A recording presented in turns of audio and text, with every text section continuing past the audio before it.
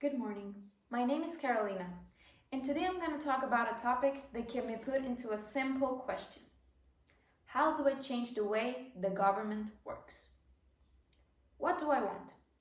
That's a question we ask ourselves on an almost daily basis, or at least anytime we have to make a choice. For the topic of this speech, I consider that it's more important to ask ourselves, what do we need? We've been given the right to decide what we want, but we don't really seem to appreciate it. Now, don't get me wrong. I know for sure that democracy doesn't really exist in our country. There's no doubt in my mind that the population knows that. What I really don't understand is what people consider to be a good government or a good president. Because yes, I know our current government doesn't really do much. But who has ever done something that satisfies society as a whole? If I ask you right now, who has been your favorite president, or who do you consider to be the best president in Mexico, who would you choose and why? What are we looking for when we choose a leader? Maybe you care about what they may be able to do with the economy, or what they will do with the people and the minorities. Whatever it is, whenever a politician is chosen, one reaction will always be present: unconformity. Whenever a politician or an authority says something, people are quick to judge. But what they don't do is offer solutions or alternatives to an issue. Personally, I think it's really hard to turn into a country like Switzerland by judging the way that the president acts or speaks. I actually remember the first president I judged. It may even be the first president you judged as well if you're around my age. We all know that Peña Nieto was a joke to politics. We all criticized, laughed, and shared memes about him. Back then, I was about 12 and I didn't really care about getting information about his decisions or about anything related to politics, really. And to be honest, I think that neither did the rest of the population.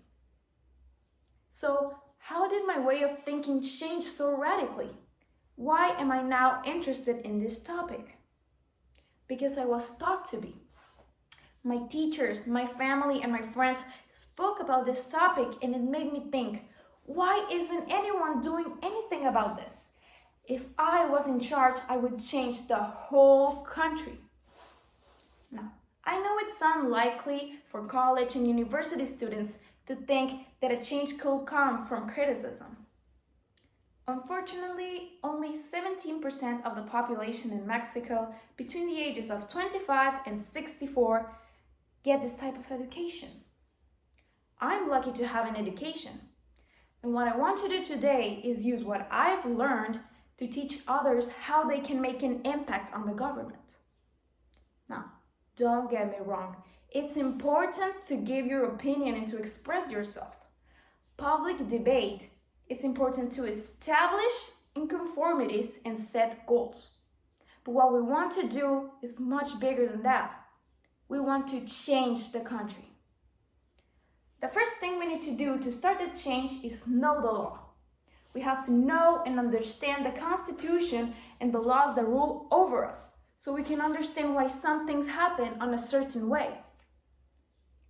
We also need to know our rights, because if we don't know them, how are we going to be able to defend them? Once we know that, we need to follow and respect them, even if our own government doesn't do it. We need to be the ones that start this change. We need to follow and respect the law and build our life around it. So now, this next step is really, really, really important. It may even be the most important step.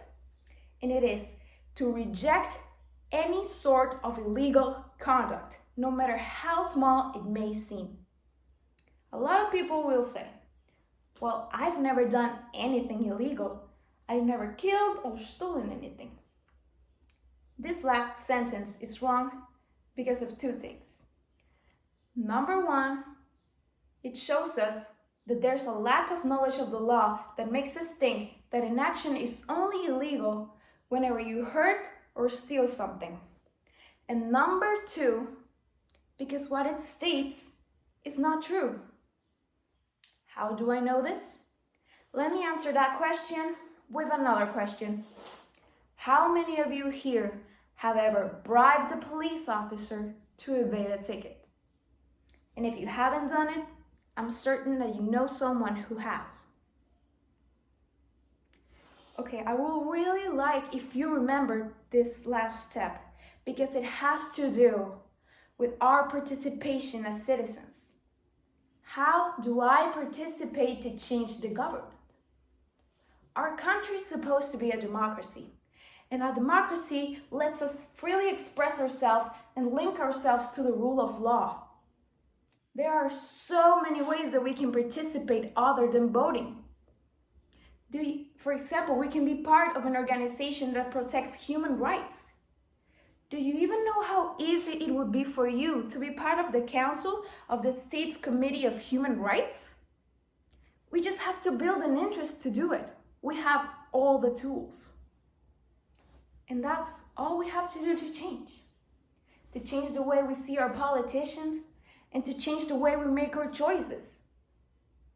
As students, it's our responsibility to change the course of the country and to build a better future. It's your responsibility to take what you've learned today and what you learn every single day and to teach it to your mom, your cousin, your sister, your brother, your neighbor, even strangers. That's all we have to do to change. And that's how we pick the best government. By learning, accepting, rejecting what must be rejected, and participating. Thank you.